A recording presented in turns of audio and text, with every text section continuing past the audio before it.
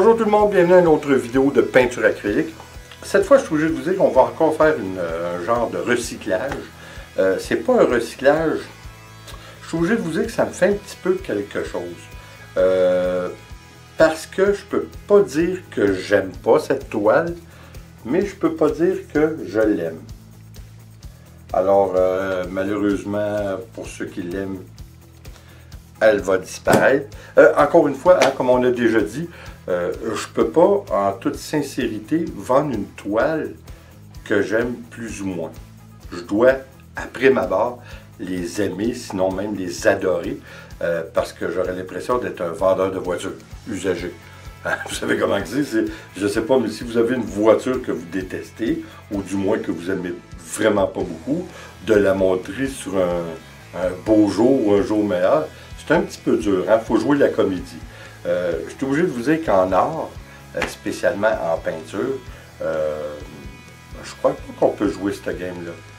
Vous savez, s'il y a vraiment un travail qu'on a fait et qu'on aime vraiment pas, ou plus ou moins, il me semble que c'est pas d'être sincère, même à nous-mêmes, même envers nos clients, que de vendre ce genre de choses. Alors, encore une fois, ça me fait un petit peu quelque chose parce que je peux pas vous dire que je la déteste, mais je peux pas vous dire que je l'aime non plus. Puis à chaque fois que je la vois dans mon studio, je me dis, je suis plus ou moins intéressé à la montrer lorsque des clients qui viennent. Alors, c'est ce qu'on va faire, on va passer par-dessus. Cette fois, contrairement à plusieurs autres fois qu'on a fait, on va faire deux techniques différentes, mais sur le même canevas. On a souvent fait ça par le passé, mais sur plusieurs canevas. Mais cette fois, on va faire un verre renversé, un flip cup, et un dirty pour, un coulage fluide. Alors, on va faire les deux techniques sur la même toile. Je vais utiliser des couleurs qui sont sensiblement foncées. Alors, il n'y a pas de problème, on ne verra pas le fond. Et puis, c'était pas... c'est sûr, par exemple, il y a un petit peu de relief. Je ne sais pas si vous le voyez. Il y a un petit peu de relief, mais bon.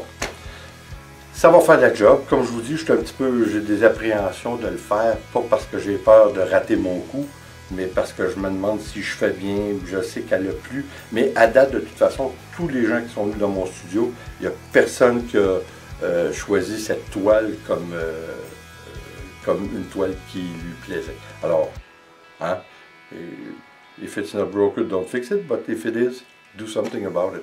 So, alors, on va faire nos deux techniques sur la même toile, on va voir ce que ça donne, on y va immédiatement.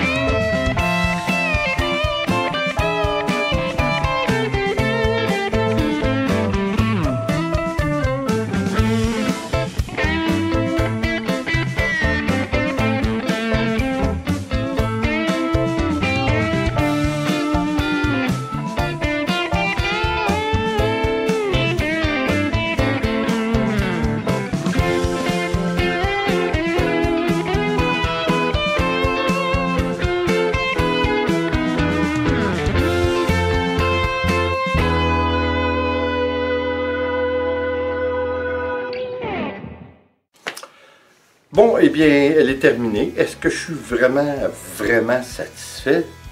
Pas tout à fait. Écoutez, oui, je l'aime un peu mieux que je l'aimais au départ, celle qui était là. Je suis persuadé que cette fois, celle-ci va trouver preneur. Elle va plaire à quelqu'un. Pas qu'elle ne me plaît pas. Oui, elle me plaît beaucoup plus. Et puis, j'aurais pas de misère à la vendre en toute sincérité en disant que je l'aime. Oui, je l'aime.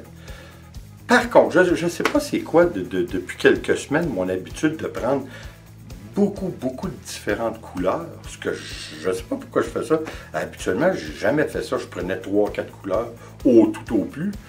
Et puis là, je suis rendu que j'ai pris 6 couleurs. Mais quand on fait un flip cup ou un coulage fluide comme on a fait, vous vous imaginez bien que les 6 couleurs peuvent devenir 12 couleurs, 12 différentes couleurs en se mélangeant ensemble. Là, c'est ça qui est le cas. C'est la seule chose que je suis obligé de vous dire. Mais encore une fois, là, comme on dit, c'est subjectif. C'est une question de goût. Mais c'est la seule chose de cette façon. La technique, les deux techniques ensemble, j'aime bien. Je trouve que c'est vraiment spécial. C'est la seule façon d'arriver à un peu ce genre d'amalgame entre les couleurs. La seule critique que j'aurais envers moi-même, c'est d'avoir mis trop de couleurs, parce que là, les détails se perdent dans les milliers de détails qu'il y a. Fait que, tu sais, c'est comme on disait déjà de par le passé, c'est une toile que vous la voyez sur un mur, elle se perd un petit peu avec le décor. Il y a des gens qui vont aimer ça. C'est pour ça que je dis encore une fois que c'est subjectif, parce que elle va se perdre dans le décor, mais elle va s'agencer avec tous les décors. C'est ça qui est bien d'avoir mis plusieurs couleurs, parce que quelqu'un va y trouver son compte dans ces couleurs-là, c'est presque certain.